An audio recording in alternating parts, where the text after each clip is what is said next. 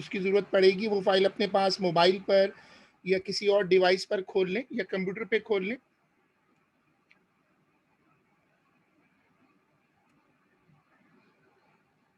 सब लोग note section में हेडिंग डाल दें sequence and series.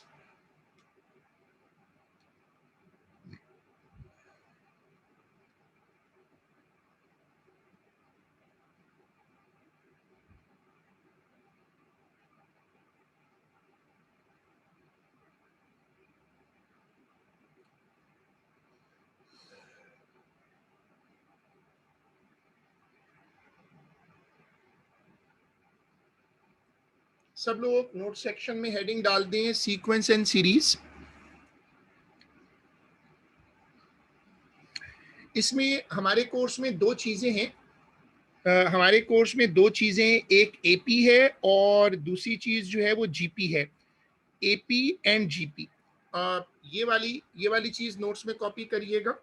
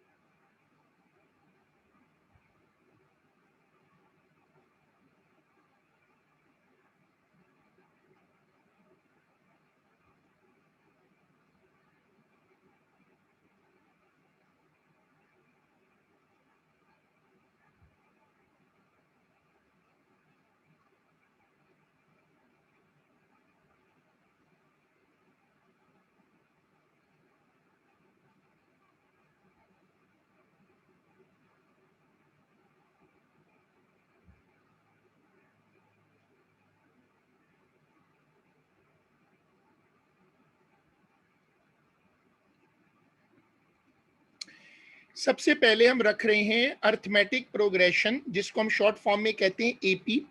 If one number is added और सब्ट्रैक्टेड, अगर किसी सीक्वेंस में एक ही नंबर बार बार ऐड हो रहा हो या एक ही नंबर बार बार सब्ट्रैक्ट हो रहा हो तो उसको कहते हैं एपी। ये वाली स्क्रीन कॉपी होगी, ये वाली स्क्रीन कॉपी करिएगा।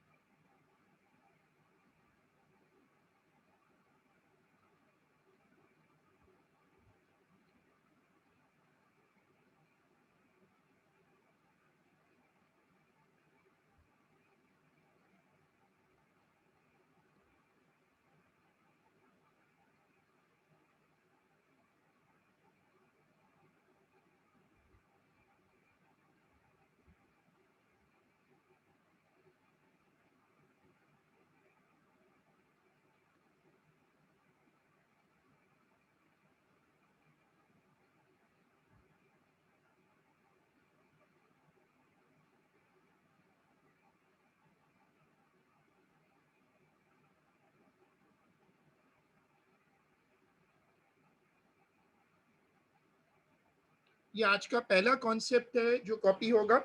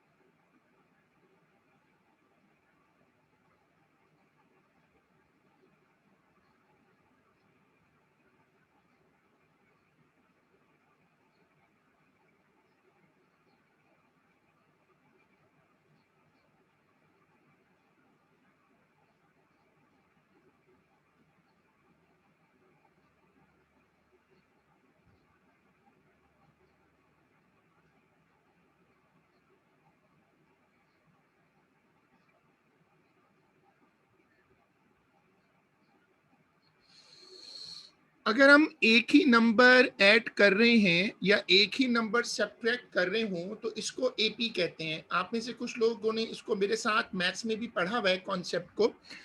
जनरल टर्म फॉर्मूला, अब ये लिख रहा हूं मैं। जनरल टर्म फॉर्मूला क्या होता है कि अगर तुम्हें एक पर्टिकुलर फॉर्मूला बनाना हो जो पूरी सीक्वेंस को रिप्रेजेंट करे तो उसको हम कहते हैं जनरल टर्म फॉर्मूला। इसमें अगर हम एन की जगह 1 2 3 रखते जाएं तो हम पूरी सीक्वेंस बना सकते हैं। It is called a general term formula. अब देखें, T N is equal to A plus N minus one into D. ये nth टर्म है। ए का मतलब है फर्स्ट टर्म, एन का मतलब है नंबर ऑफ टर्म्स, और डी का मतलब है कॉमन डिफरेंस। ए का मतलब है फर्स्ट टर्म। जैसे देखो यहां पर 2 इज द फर्स्ट टर्म। जो नंबर बार बार ऐड हो रहा है या सब्ट्रैक्ट हो रहा है उसको कहते हैं कॉमन डिफरेंस। सीरियल नंबर का क्या मतलब है? First term, second term, third term, fourth term, fifth term. ये होता है एन।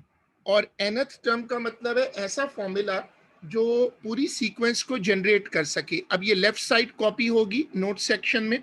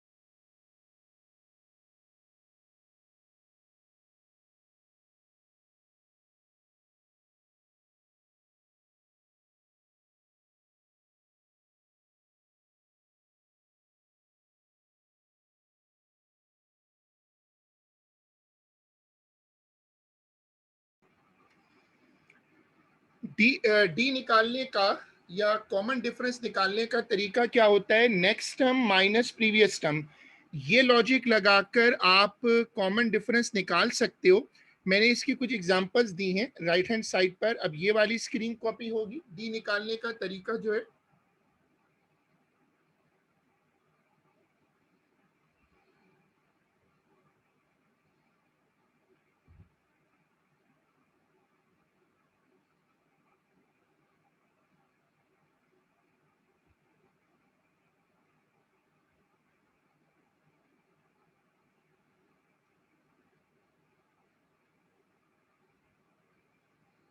ये वाली नोट्स, ये वाली चीज नोट्स में आएगी।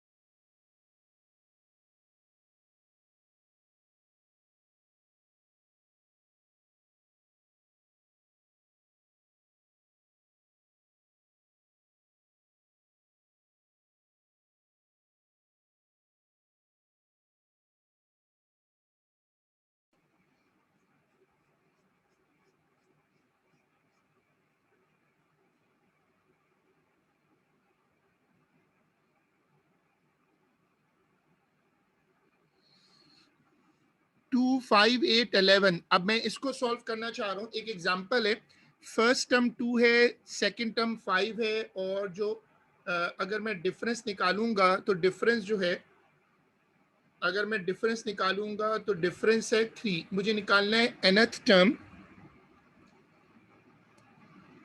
सब लोग इसकी वर्किंग देखिएगा, ये वर्किंग मैथ्स में भी है। हाँ, 3n-1, गुड वर्किंग, शाबाश। सब लोग ये वाली वर्किंग देखिएगा।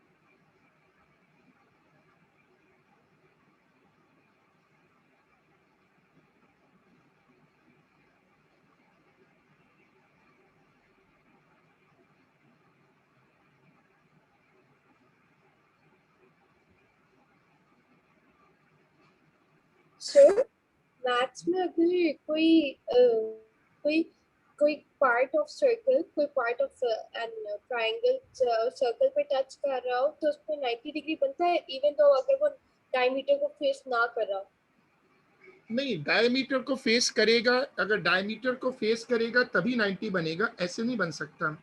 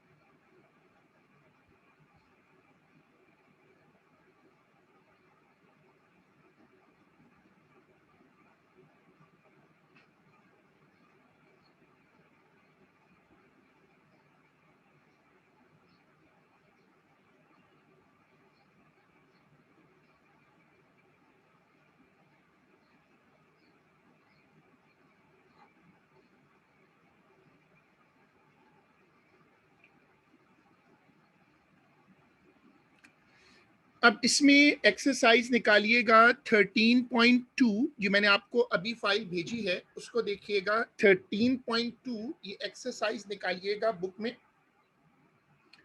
Question number 1 part A. ये फाइल आप चाहें तो मोबाइल पर साथ खोल लें। क्वेश्चन नंबर 1 एक्सरसाइज है, 13.2। क्वेश्चन नंबर 1 ए। ओरल भी सॉल्व कर सकते हैं आप इसको, बहुत सिंपल सी वर्किंग है।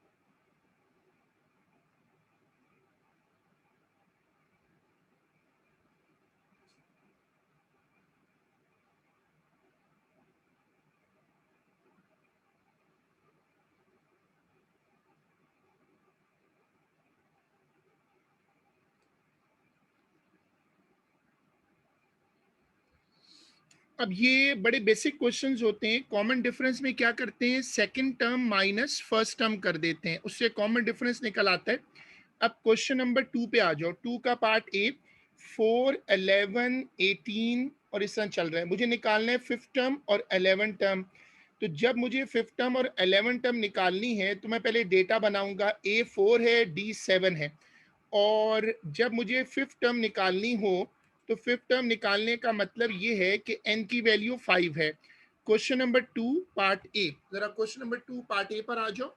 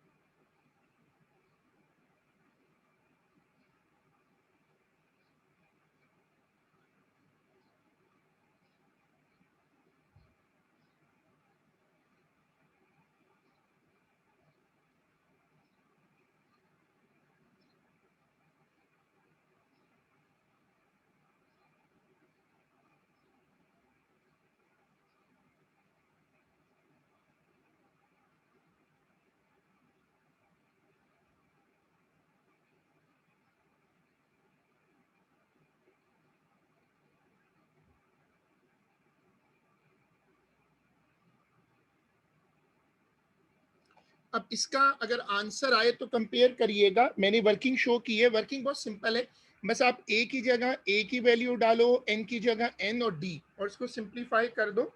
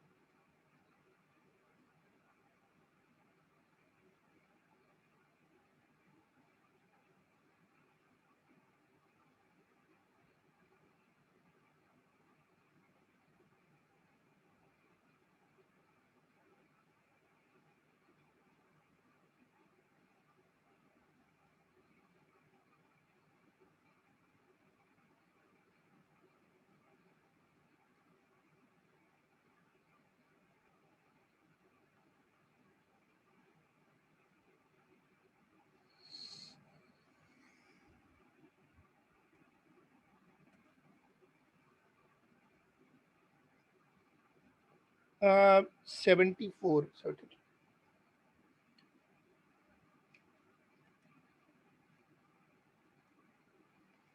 सही है। दूसरा आंसर आ रहा है 74। जो 11th टर्म आ रही है वो आ रही है 74। ये वर्किंग शेयर करें।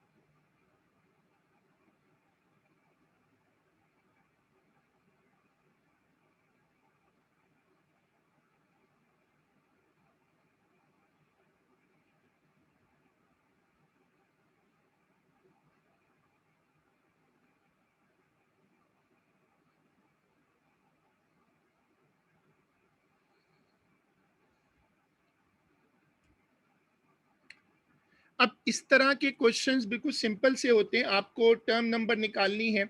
अब आ जाए क्वेश्चन नंबर 3 पर। और क्वेश्चन नंबर 3 पर मुझे आपने क्वेश्चन पढ़िएगा, क्वेश्चन नंबर 3।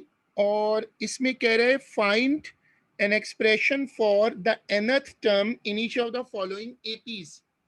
अब आपको ये वाली चीज देखनी है, आपको nth टर्म निकालनी है 3 में। तो पहले क्वेश्चन पढ़ लो, पहले क्वेश्चन पढ़ो।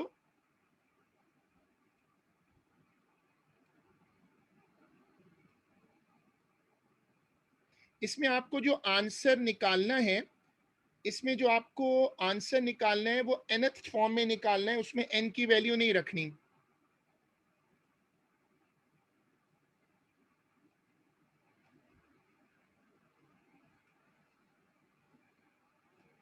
चलो अब इसका डेटा बनाओ।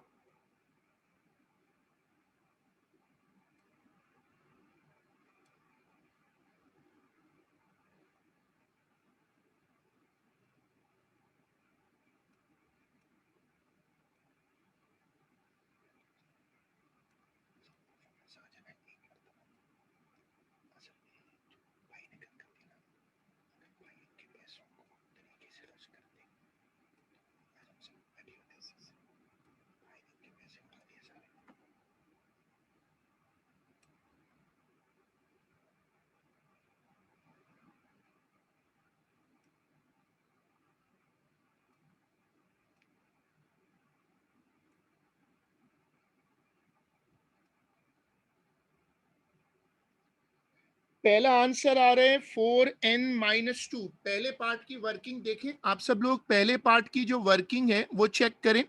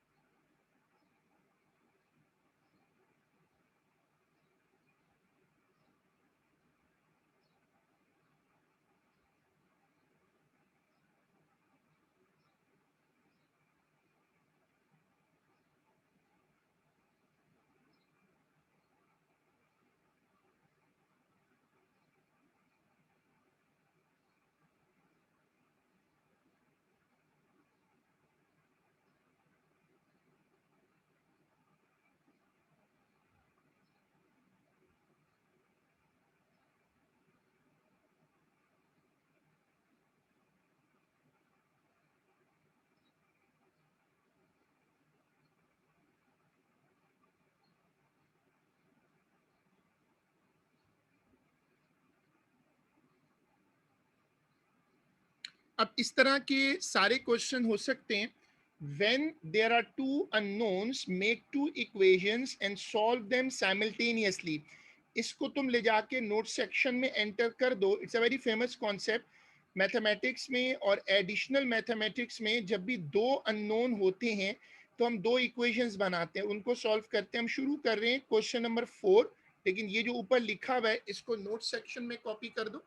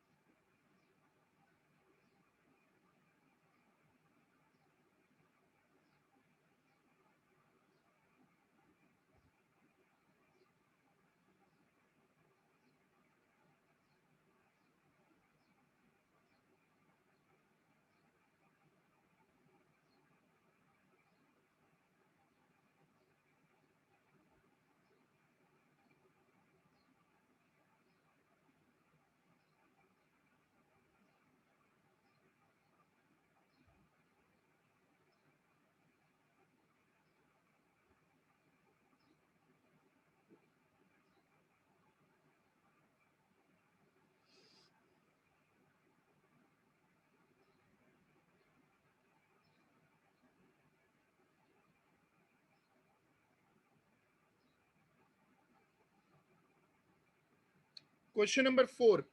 अब क्वेश्चन 4 पे आ जाओ, और जैसे मैंने कहा था वो फाइल मैंने ग्रुप पे डाली है, आप सब लोग वो फाइल देखिएगा। Question number 4, in an AP the third term is 4.4 and the 10th term is 10, find the six term. सबसे पहले मैं डेटा बना रहा हूं, मुझे थर्ड टर्म दी हुई है, 10th टर्म दी हुई है और सिक्स टर्म निकालनी है।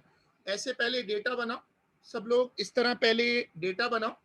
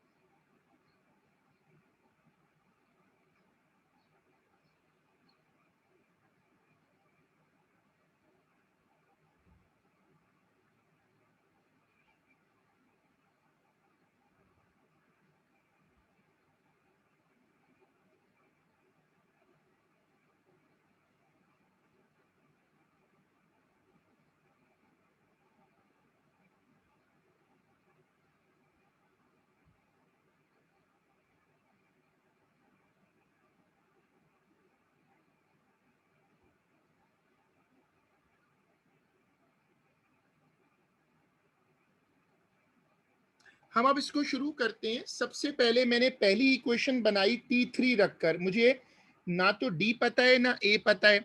मैंने पहली इक्वेशंस बनाई D और A को अननोन करके। फिर मेरे पास इस तरह देखो तो दो इक्वेशंस आ गई हैं, इनको मैं साइमल्टेनियस करूंगा और उससे A और D आएगा।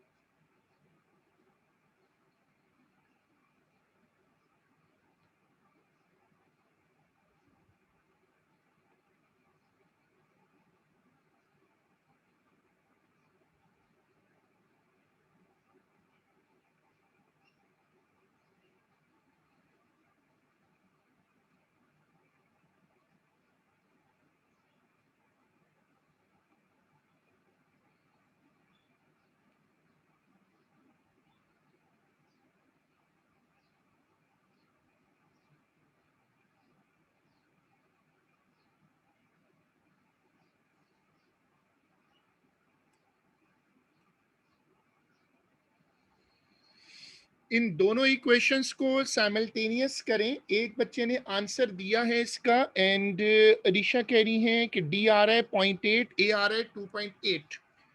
बाकी लोग भी देखो, इसको सॉल्व करो। ए और डी आए तो मुझे बताओ।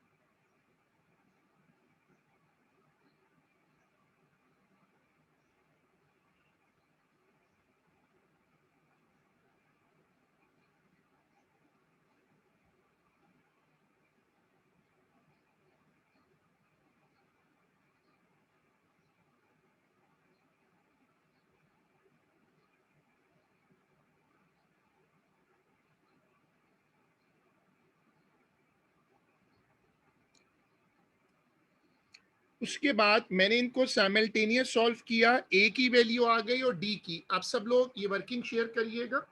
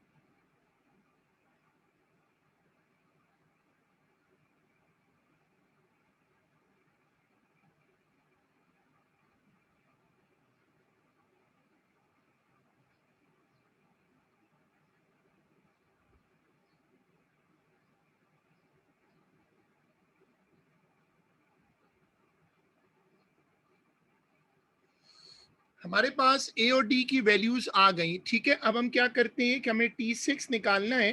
तो हम हमें निकालना, तो उसमें 6 टर्म थी ना, तो फॉर्मूला लगाएंगे और उसमें डालकर वैल्यू निकाल दें। हाँ, सही है, गुड। सब लोग ये वर्किंग शेयर करें।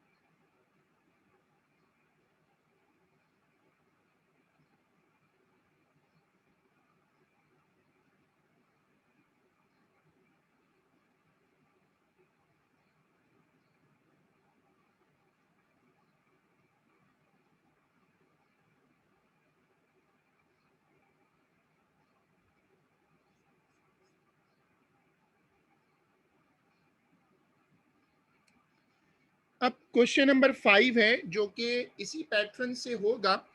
क्वेश्चन नंबर 5 अगर आप लोग इसको पढ़ेंगे, the fifth and the eight term of AP are P Q respectively show that the 20th term is like this. मैं इसको शुरू नहीं करा रहा, ये बिल्कुल उसकी कॉपी है।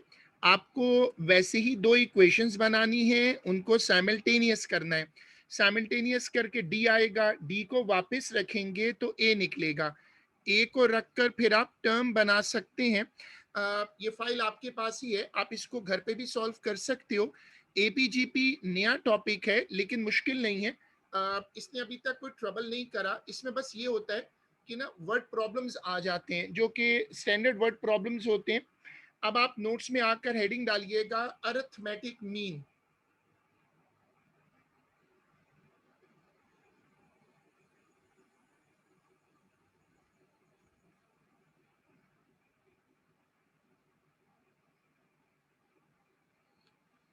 हेडिंग डालिएगा अरिथमेटिक मीन और इसका फॉर्मूला देखें, A dot M is equal to A plus B upon to.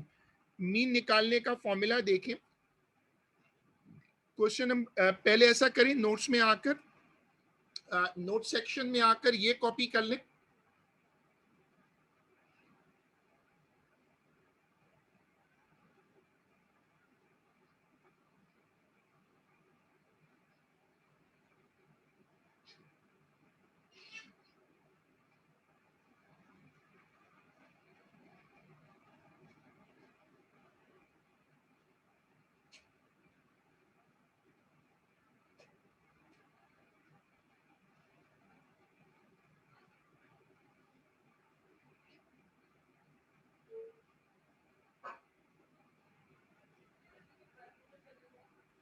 अरे जान, मैं तो अभी थोड़ी देर के बाद जा सकता हूँ।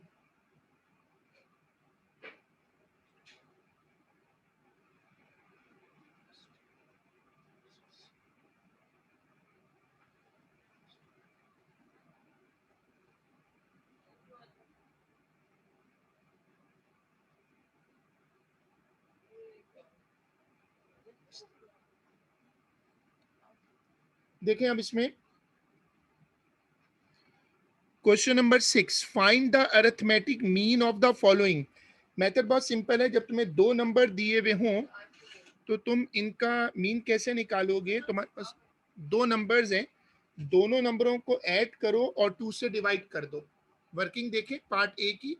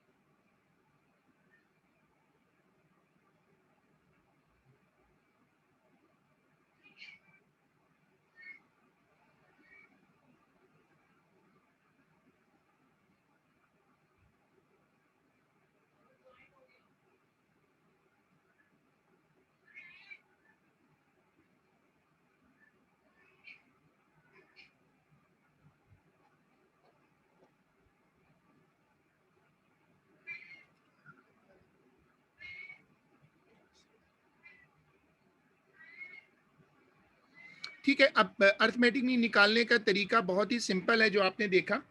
अब इसमें आ जाए, क्वेश्चन नंबर है 7। 7 निकालें। x square, 5x and 7x minus 4 are three successive terms of an AP.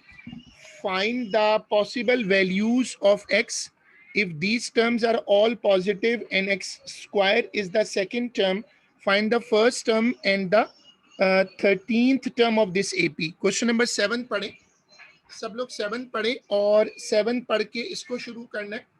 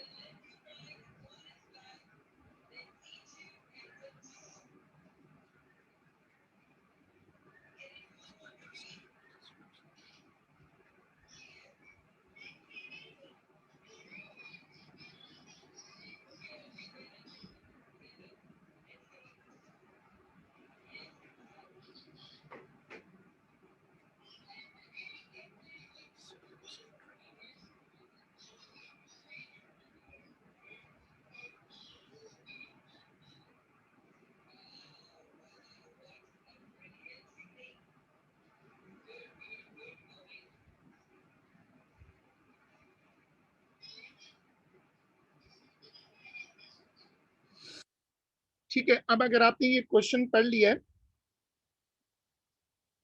तो अब आप इसकी वर्किंग बनाओ। X square 5x 7x minus 4, AP में क्या होता है कि third term minus second term is equal to second term minus first term. ऐसे आपने इक्वेशन बना ली।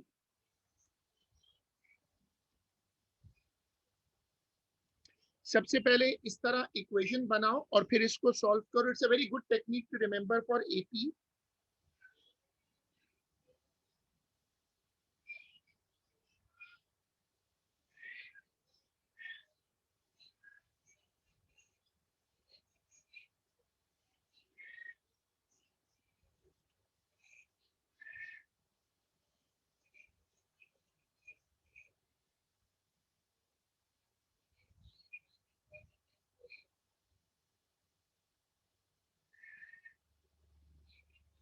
Sir, can you explain what's happening here? कुछ तो समझ नहीं आ रहा। जब भी आपके पास एपी में नंबर दिए हों तो रिमेंबर दिस रूल कि कोई सी दो टर्म्स लो T3 माइनस T2, इनका जो डिफरेंस है वो सेकंड टर्म और फर्स्ट टर्म का डिफरेंस के बराबर होगा। यानी डिफरेंस जो होता है वो सेम होता है। जो एपीज होती हैं उनमें डिफरेंस एक ही चलता है। अब जैसे मैं इन दो टर्म्स को माइनस करूं और फिर मैं इन दो टर्म्स को माइनस करूं तो दोनों टर्म्स का जो डिफरेंस होगा, जिसको कॉमन डिफरेंस कहते हैं, वो सेम होता है। तो टेक्निक क्या होती है, हम क्या करते हैं, हम कहते हैं कि third term minus second term is equal to second term minus first term, इस तरह। अब जब आप इसको सिंप्लीफाई करोगे तो आपको एक क्वाड्रेटिक इक्वेशन मिल जाएगी। उसमें आप x की वैल्यू निकाल सकते हो।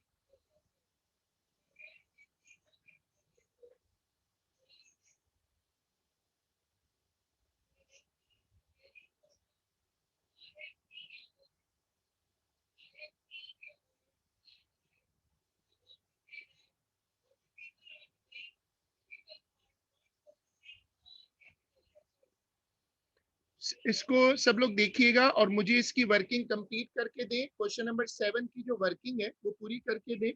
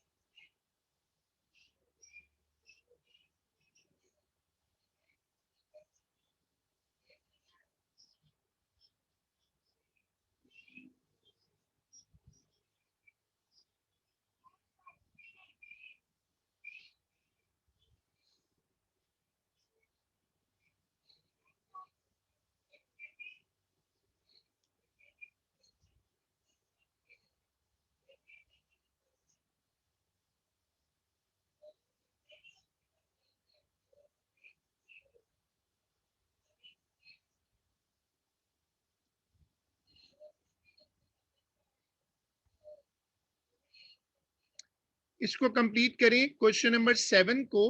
अब उसमें जब आपके पास वैल्यू आ जाए x की, उसने कहा था पढ़ो, कहता है कि find the first term and the 13th term of this AP. हमारे पास x की वैल्यू आ गई 4 और -1। हमने माइनस की वैल्यू को रिजेक्ट कर दिया। x की वैल्यू 4 है, उसको रखकर मैंने फर्स्ट टर्म निकाली, ये मेरी सेकंड टर्म है, और फिर यहां निकाला तो थर्ड टर्म है। इस तरह मेरे पास सीक्वेंस बन गई 16, 20 एंड 24। सब लोग अब इस वर्किंग को कंप्लीट करिएगा।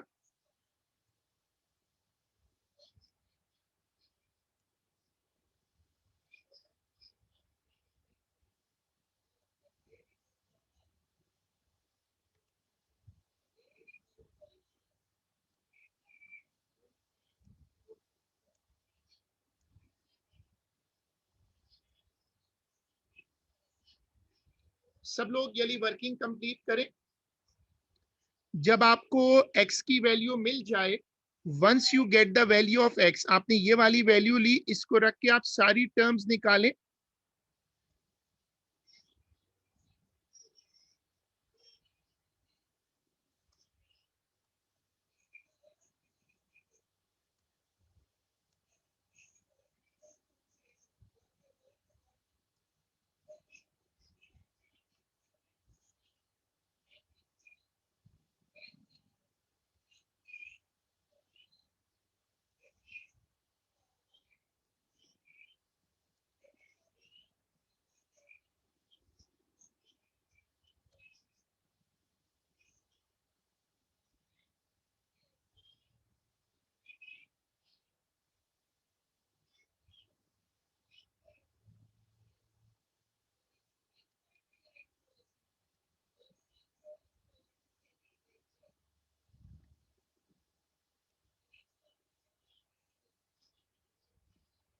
इस तरह सारी टर्म्स निकालें, तीनों टर्म्स निकलेंगी। ये फर्स्ट टर्म है,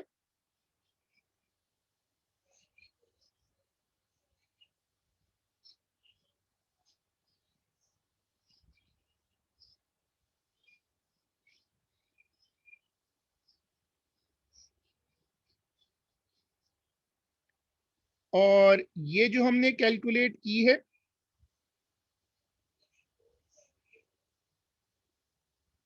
this is our second term.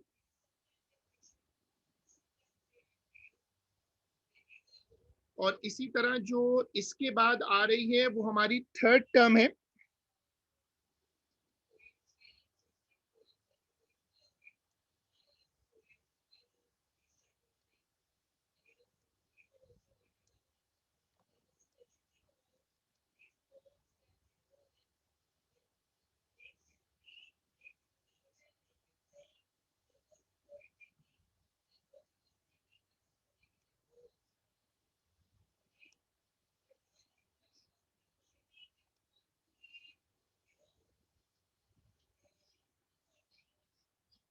नहीं, x square is the first term.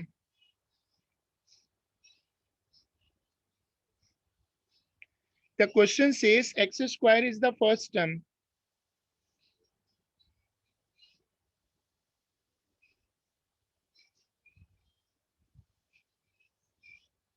अच्छा, ये हो सकता है कि, हाँ आपकी बात सही लग रही है। ये जो लिखा हुआ है ना कि if these terms are all positive and X square is the second term, find the first term. जो फर्स्ट टर्म है, ये सही कह रही है, आप सही कह रहे हो, क्योंकि इसमें लगता है फर्स्ट टर्म मिसिंग है।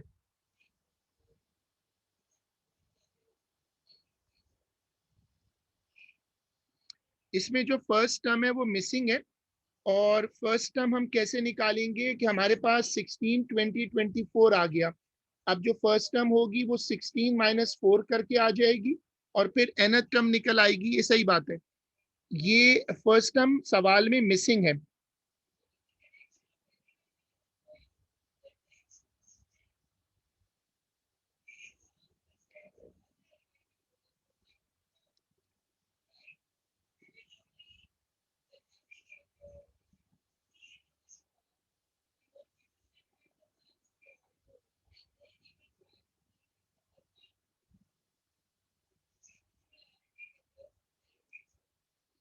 सही है, ये करेक्शन है।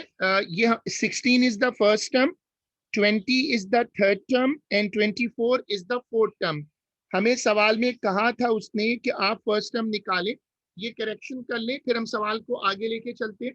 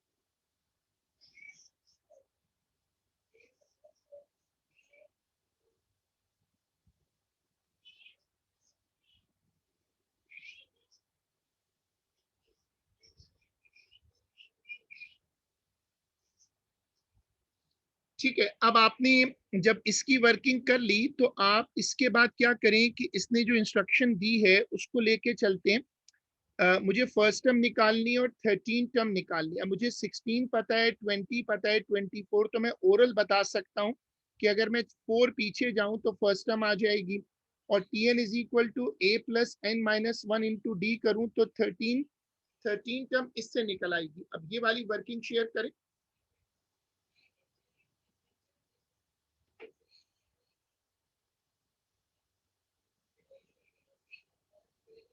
ये वाली वर्किंग देखें।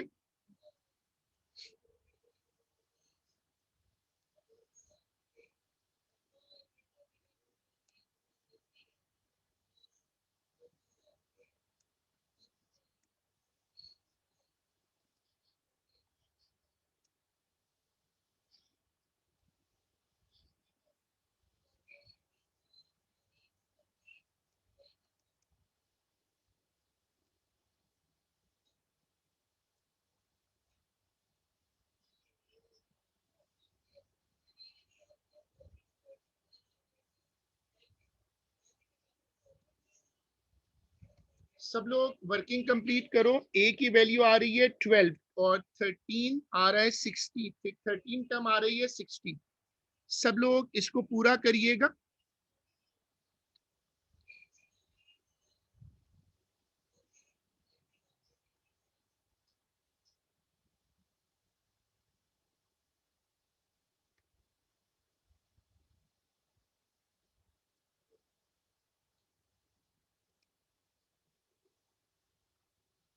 सब लोग ये वाली वर्किंग कंप्लीट करें। show the previous slide? Can you show the previous slide अभी जो खोली हुई थी?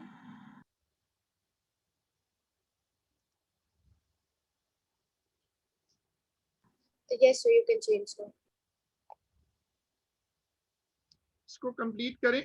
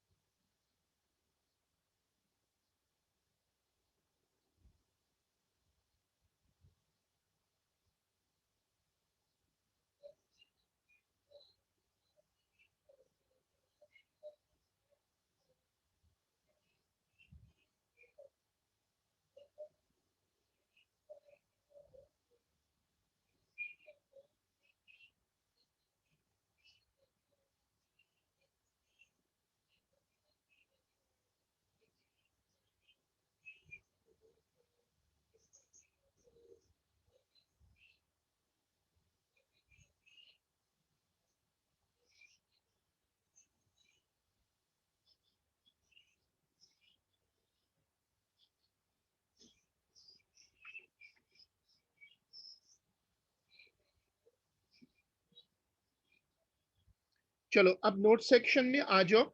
सम to n terms Sn is equal to n upon 2a plus n minus 1 into d। दूसरा फॉर्मूला है Sn is equal to n upon 2a plus tn। tn का मतलब है last sum. This formula is use only when the first n terms, शुरू की n terms को आपने sum up करना हो। तो अब ये फॉर्मूलाज नोट सेक्शन में आएंगे, नोट सेक्शन में लाइएगा।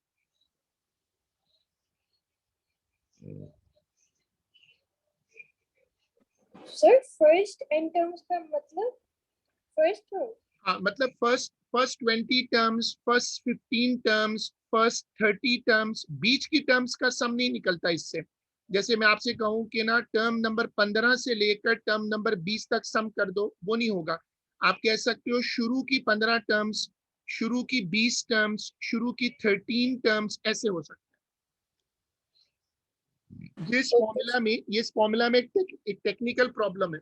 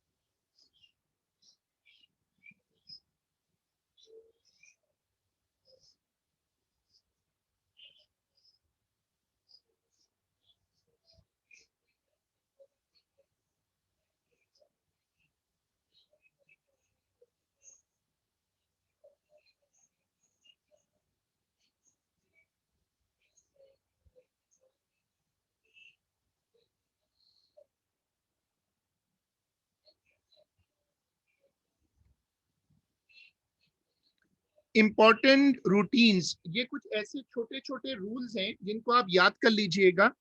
T1 is equal to S1। S2 का क्या मतलब है? पहली दो टर्म्स का सम। S3 का मतलब है पहली 3 टर्म्स का सम, Sn का मतलब है सम टू n टर्म्स, S1 का मतलब है सम ऑफ फर्स्ट टर्म, S2 का मतलब है सम ऑफ फर्स्ट 2 टर्म्स। ये बेसिकली लैंग्वेज है ना, तो ये भी अब नोट्स में आएगा।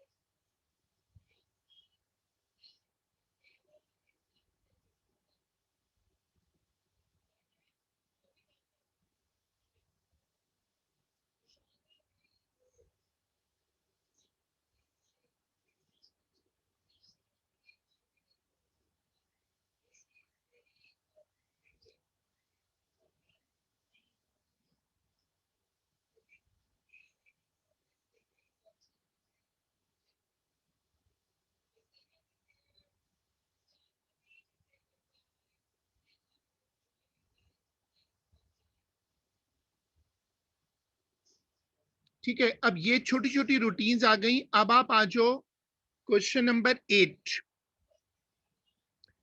क्वेश्चन नंबर 8 पढ़ो, क्वेश्चन नंबर 8 पे आ जाओ।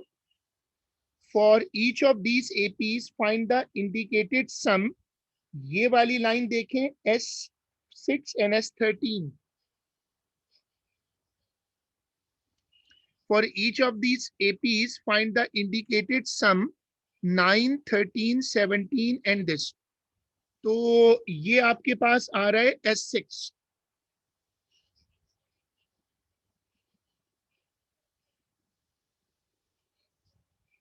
चलो पहले डेटा बनाओ, 9, 13, 17, S6 निकालना है, S13 निकालना है।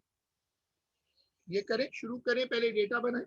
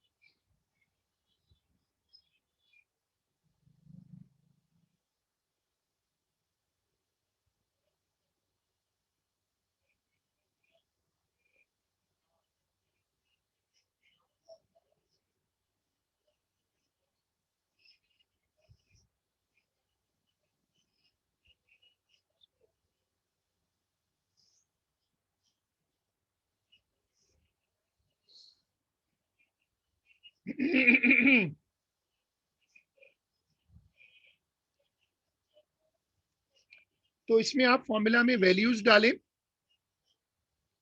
और वैल्यूज में पहली वैल्यू आ रही है 114।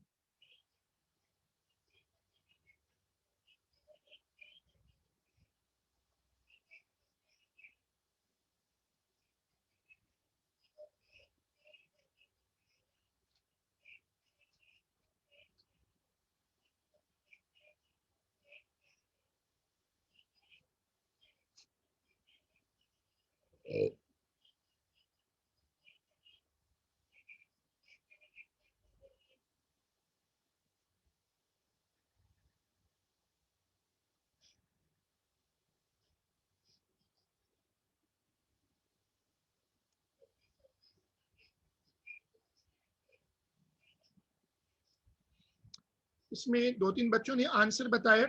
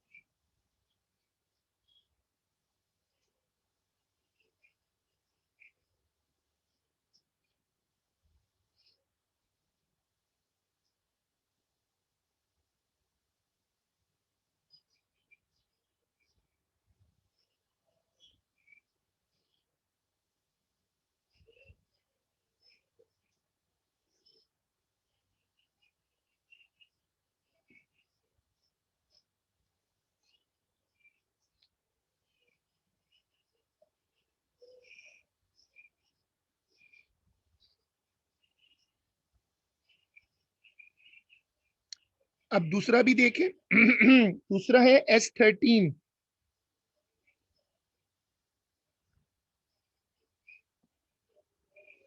दूसरी वर्किंग देखें, 429 आ रही है S13 की।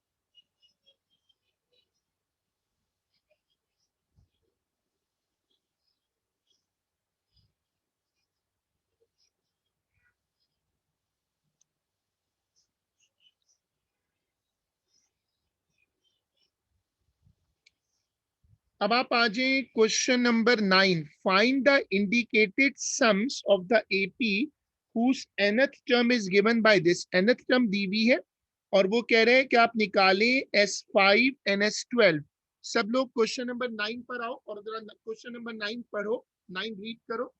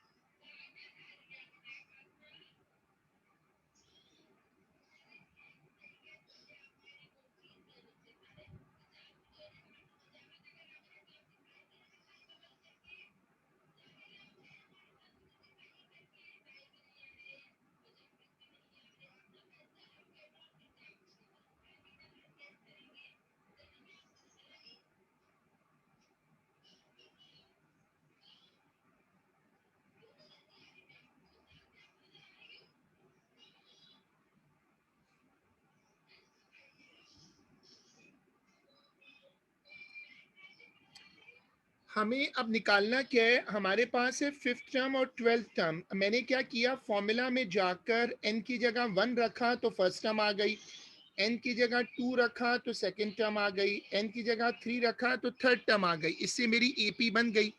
एपी में जाकर मैंने ए रखकर और डी निकाल लिया, फिर फॉर्मूला लगाया और उससे मैंने सम कैलकुलेट किया। सब लोग क्वेश्चन नंबर 9 की वर्किंग देखें।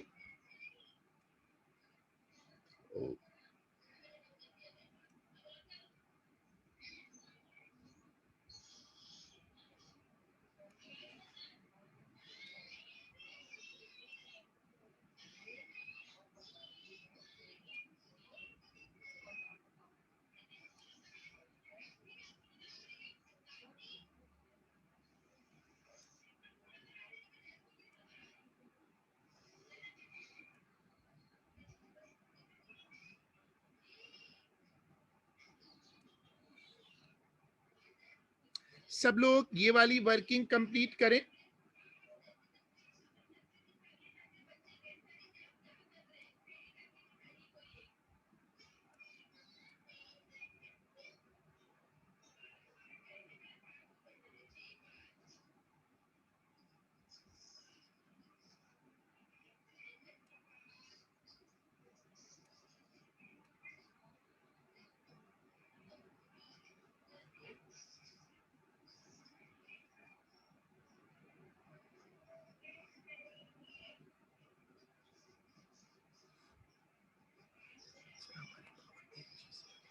सिस्टम हमारा सिस्टम पर हमारा कितना इफेक्ट है सर, हमारी पावर सिर्फ दो चीजों से मर चुकी है, एक हमारा सिस्टम का कंट्रोल कितना है, और दूसरा सर हमारी पावर तो सिर्फ दो चीजों से, एक हम आपस में कितना यूनाइटेड है, हम चार, और दूसरी चीज ये है सर उसका सबसे बड़ा टेस्ट ये है कि हमसे कहेंगे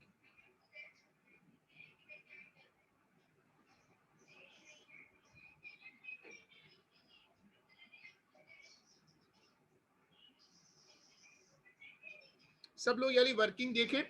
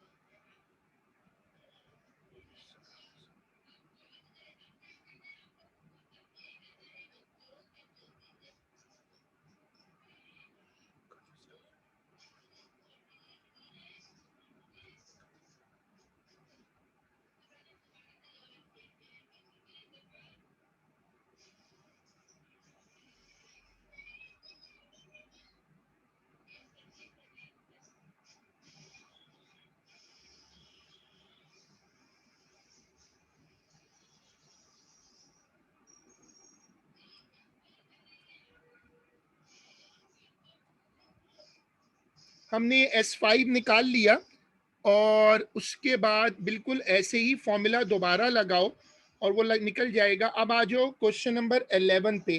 सब लोग क्वेश्चन नंबर 11 पे आ जाओ। An AP has first term 7 and the common difference 4. Find the sum of all its terms in is 900. If the sum of all its terms is 900, how many terms are there? ये वाला question देखो, question number 11।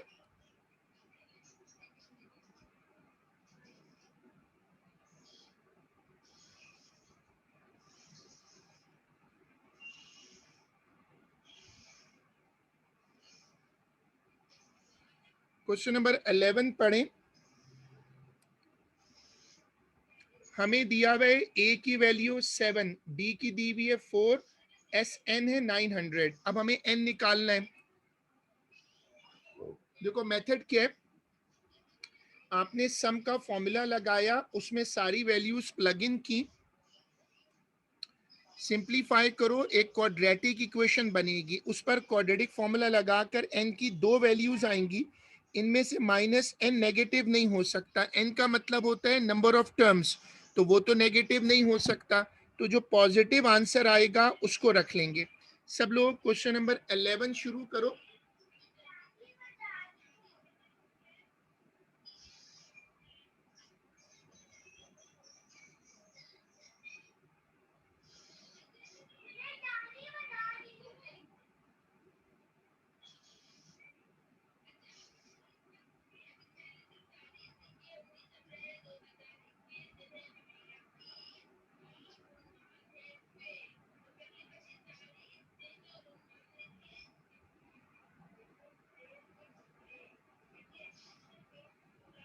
But sir यहाँ पे हमें first term नहीं निकालना ना, तो हाउ डू वी रिकॉग्नाइज कि हमें ये वाला फॉर्मूला यूज करना है? नहीं तो फर्स्ट टर्म तो आपको दी हुई है, फर्स्ट टर्म तो दी हुई है आपके पास, और लास्ट टर्म दी हुई नहीं है, तो आपके पास एस एन के दो फॉर्मूलाज होते हैं। ज़्यादातर बच्चों को याद होता है कि ज़्यादातर यही फॉर्मूला चलता है, क्योंकि मेरे पास सब कुछ है, ए की वैल्यू है, डी की वैल्यू है, एस एन है और एक अननोन है, तो चूंकि मेरे पास ए की वैल्यू दी हुई है, ये मेरे पास ए की वैल्यू है, इसलिए मैंने ये वाला फॉर्मूला यूज़ किया।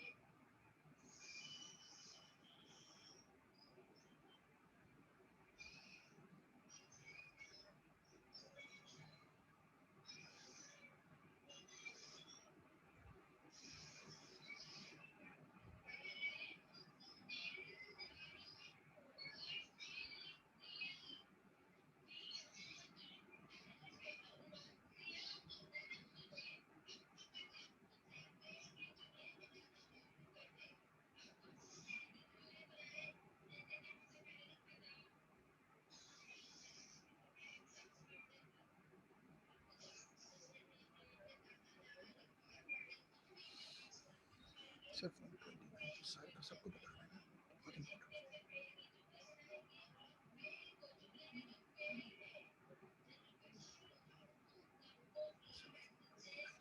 बहुत important। n cannot be negative, n cannot be a fraction। अब ये आएगा नोट सेक्शन में, सब लोग ये नोट सेक्शन में कॉपी कर लीजिएगा।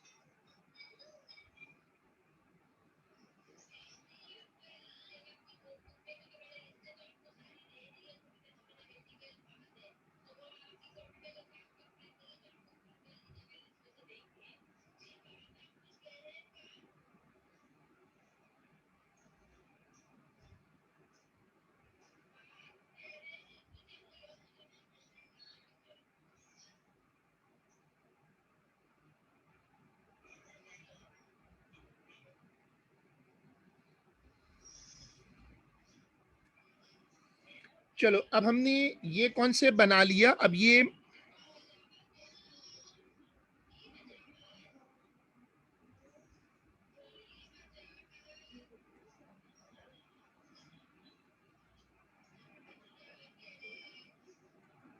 अब आप आ जाओ क्वेश्चन नंबर 14। सब लोग अब ज्वाइन करिएगा question number 14। In an AP, the sum of the first 6 terms is 75 and the sum of the next 4 terms is 110. Find the 11th term. Question number 14.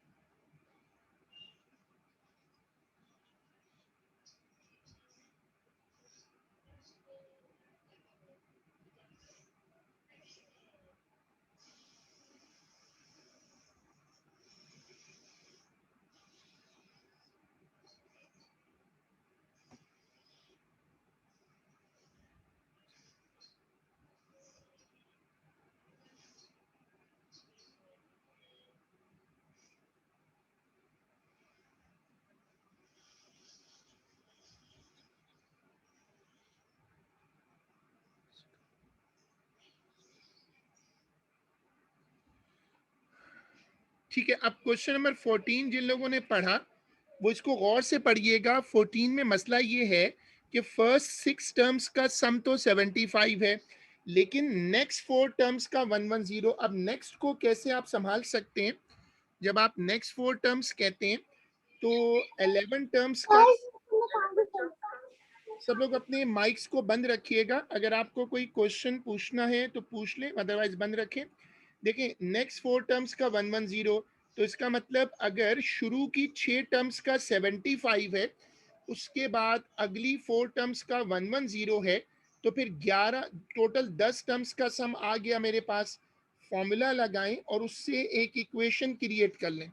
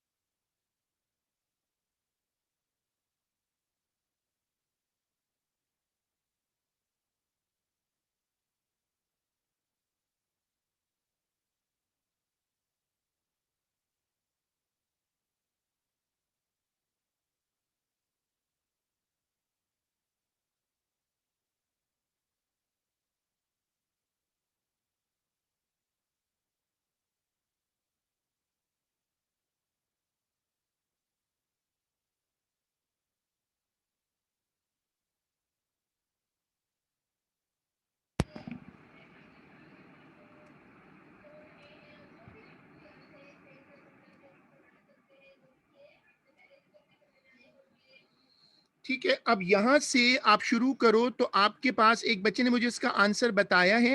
आप उसके बाद जब आप इसको फर्दर सॉल्व दूसरी वाली S10 से दूसरी इक्वेशन बनाओगे तो आपके पास 2 इक्वेशंस हो जाएंगी।